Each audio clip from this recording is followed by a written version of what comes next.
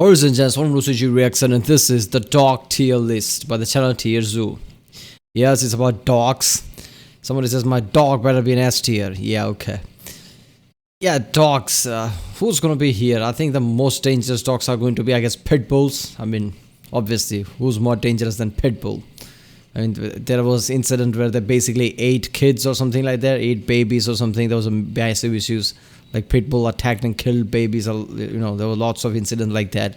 So even the Bill Burr did the bit about that. Like his girlfriend brought a pit bull or something like that. There's a Rottweiler. They just looks fierce, just the look and the mouth and everything. Like a German Shepherd basically. So I don't know. This must be, I guess, S tier. But who the hell knows? They are just dangerous. Maybe they have just one ability that is really dangerous. Everything else is weak. And they might be B tier or something. Who the fuck knows? It's gonna be fun to react to this because I guess I'll be surprised seeing some name here. Some names gonna be higher. Some names gonna be lower. Wolf. I think Wolf is it going to feature Wolf? Because I think the dogs came from wolves, right? I mean, we domesticated wolves and eventually they became dogs and things like that. If wolves are here, they must be S tier, right? Because wolves are the most dangerous dog breed there is, I guess. I remember incidents where somebody was saying like wolves are just way dangerous. If you bring them to some kind of movie set or something and they start to growl or something, that's it, everybody stops or something, because it's even with the trainer it's dangerous or something like that. I don't know, we'll see, I guess. I wrote to quite a few TierZoo videos already. If you haven't seen them, check out the cars. There's a playlist I wrote for it, TierZoo reaction, something like that. So there's CGP Grey reaction, Holy Sarcastic Production, Internet Historian, Real Life Lore. And yeah, let's watch this one. This episode was sponsored by Audible. Play of the game.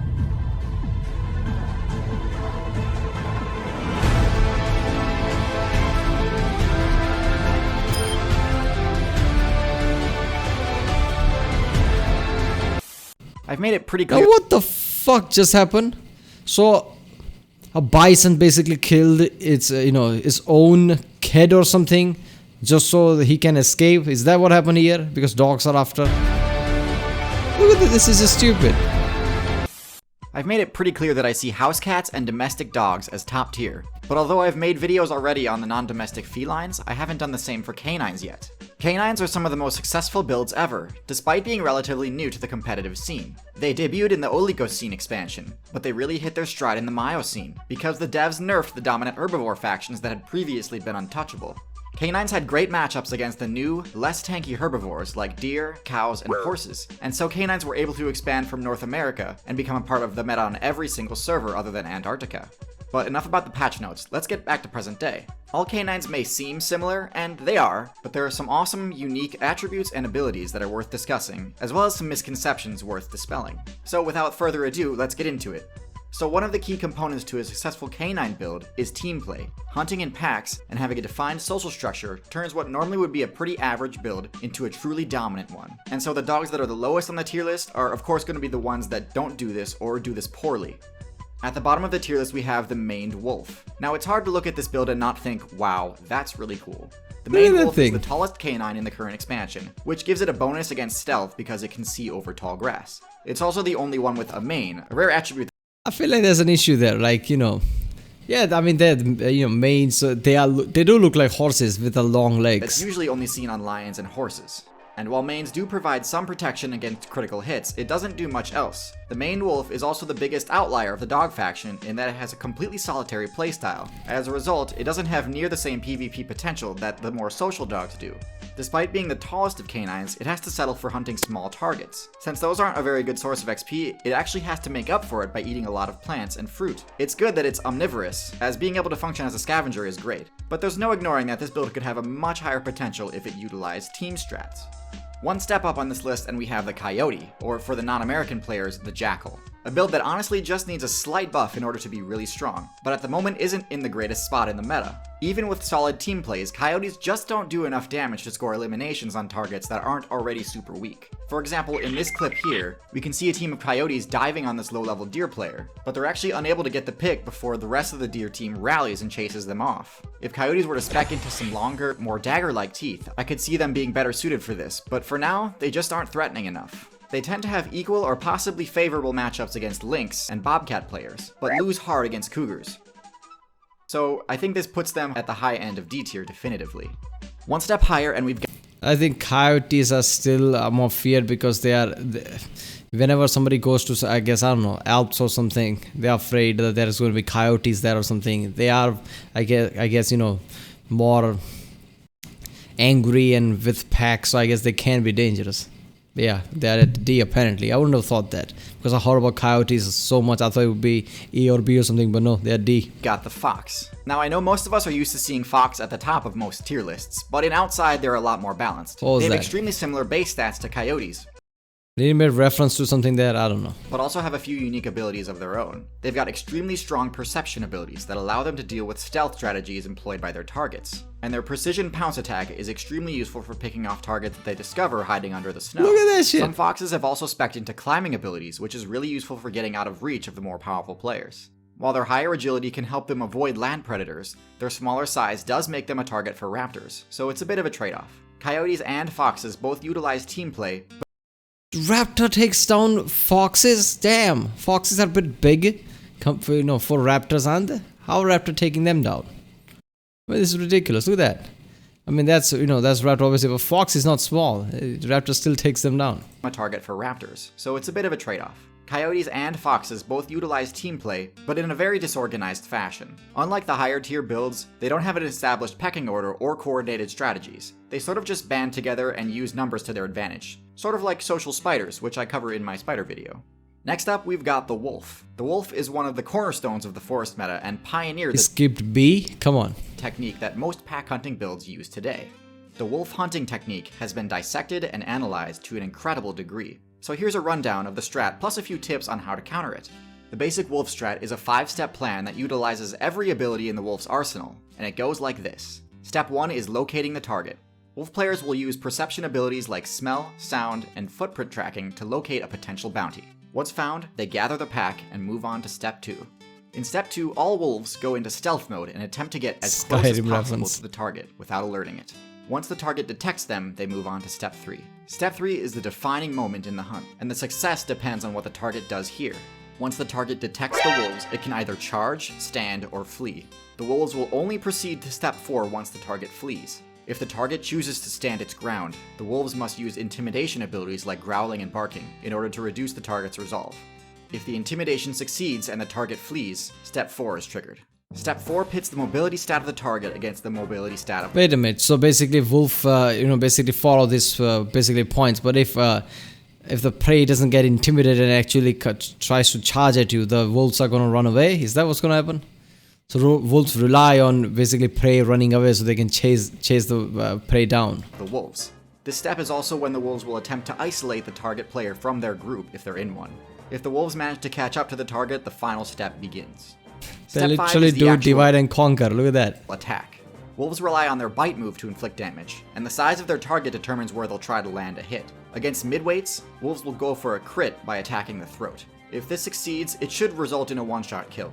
Against heavies, they actually won't go for a crit at all, because heavies can one-shot wolves if they aren't careful. Going for a crit puts them in range of an attack, so usually wolves will opt to attack the hindquarters since it's safer. Since they can't crit by attacking the hindquarters, it generally takes 3 successful bites in order to deal enough damage to inflict the bleed status effect. This drains the target's stamina and health over time, eventually leading to a game over for them. It's awesome that wolf mains have made their strategy guide available to new players, but doing so also allows players to learn the matchup and develop counterplay options. Here are some of the best ways to combat the 5-step wolf strat. The first is to spec into some high-level stealth abilities. Wolves actually have a relatively weak sense of smell, so camouflage is actually really useful against them. A good stealth player will be able to stop the hunt at step 1. If stealth Wolf has weak sense of smell. I wouldn't have thought of that. I don't think most people realize that. Most people just think the wolf, I mean, they must have a strong smell as well. Strong ability to smell things. doesn't work with your build, you can stop the hunt at step 2 by detecting them during their stealth phase. Strong perception abilities will easily cause the wolf's mediocre stealth to fail against you. For example, wolves would pretty much never be able to successfully get within a dangerous range against a giraffe. But if they do manage to sneak up on you, the most important counterplay option is to stand your ground. Wolves will only move to their attack phase if their target opts to flee. A player Wait a minute, is that a bear? That's a bear, if they right? do That's a bear.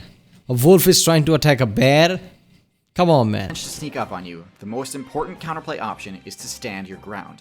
Wolves will only move to their attack phase if their target opts to flee.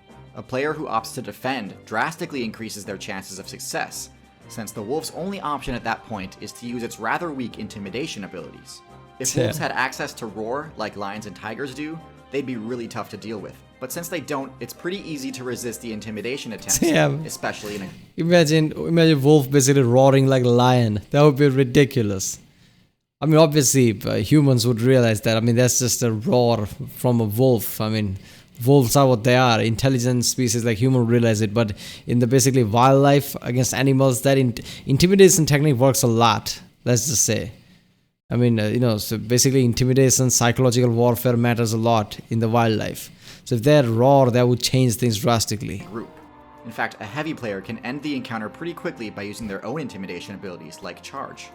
So even though wolves do have a pretty solid offensive strategy, players with good fundamentals and matchup experience will be able to thwart their plans most of the time. And so wolves, much like birds of prey, function as the gatekeepers to the higher tier, and are placed solidly in A tier. The highest ranked canine build, other than domestic dogs of course, which I've already covered in another video, is the African Painted Hound. This build follows a very similar strategy to the wolf, but has stats and abilities much better suited for it. Okay, so at the start of the video I was talking about dogs that were domesticated. He's not featuring that, he's just featuring the wild dogs, I guess. Its higher stealth allows it to get closer before being detected, and its higher speed reduces the chance that its target outruns it. Their sharper teeth deal more damage, and their highly sophisticated social structure is actually built around propping up the weaker members, rather than simply funneling the best loot to the highest ranking members. Considering that these players succeed in a meta that contains some of the most powerful builds in the game, it's tough to deny that African Painted Hounds are top tier. If you'd like to learn more about how canines evolved to become some of the most successful builds... Of course, a dog named African Painted Hound is more dangerous. African dog, obviously. I never heard of that dog, and that's the top tier. I knew I was going to be surprised here. First of all, I didn't know he was going to talk about just a wild dog, so he didn't talk about any domesticated dog, obviously. But yeah, wolf being A tier and basically African hound being the S tier, that's surprising. I thought the wolf would be dominating here, but no. Builds of all time, I highly recommend the book How to Tame a Fox and Build a Dog by Ludmila Trut and Leanne Dugatkin, which you can listen to on Audible, the leading provider of premium... Yeah, people, go to audible.com/TierZoo and support this channel. This was a great video, the dog tier list, obviously. I mean, he does say that domesticated dogs are better, but, basically if they go, basically one against another, like, I don't know, a pack of pit bulls against pack of African wild dogs or whatever they were, wild hounds, who would win? Would pit dogs would win or the African hound would win? I don't know. Because the domesticated dogs are, basically weaker because we domesticated them. And African hounds would be more dangerous because they'll literally have to, hunt to eat in the wild. I don't know. Alright people, if you like my reaction, don't forget to like and subscribe. Check out the reaction today. There's a link in the description. Check out the cast. Please check out the end cards and I'll see you next time.